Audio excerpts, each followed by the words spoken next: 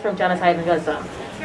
For more than a decade, the UC Berkeley community has repeatedly affirmed our support for BDS, or the Boycott, Divest, and Sanctions movement. From being one of the first student bodies to pass a BDS measure in 2013, to passing 3 BDS resolutions in the last 2 years, the students have made it clear that we support BDS fully and thoroughly, that this is a democratic decision that we have all made as a collective. And we have been joined by innumerable staff, faculty, and alumni in this unwavering support of BDS. Unwavering! Unwavering! Yes!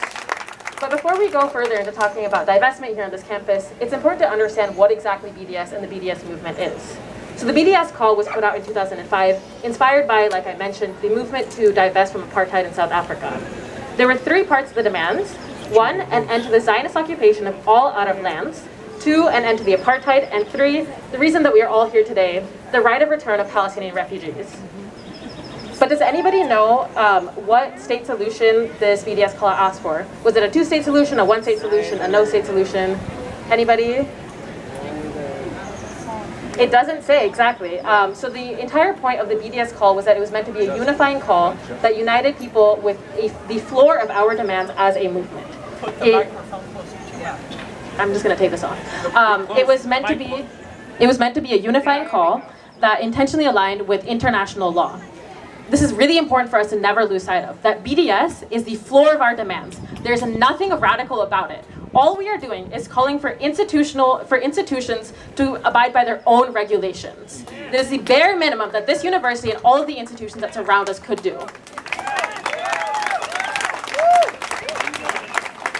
Thinking about BDS as a strategy, although many of us understand it as an economic strategy, it is first and foremost a political one. What we are trying to do is to isolate the Zionist entity. Socially, politically, we want it to be a pariah state. As we think more about BDS, again, there are 3 components to it: boycott, divestment, and sanctions. So starting with boycott, obviously a lot of us have been partaking in boycotts on an individual level, but it is really important that we think about boycotts also as something that we must do institutionally. BDS is not a clean hand strategy. It is not a way for us to assuage our guilt for complicity with the ongoing genocide. As Americans, there's not a day that passes in which we do not actively fund the genocide. As UC Berkeley students, staff, faculty, there's not a day that we do not benefit from this university's investment in genocide. There is blood on all of our hands, and there's nothing that we can do to wipe ourselves clean of that. And that is exactly why it is so important for us to come together as a community and to institutionalize the work that we are doing for BDS.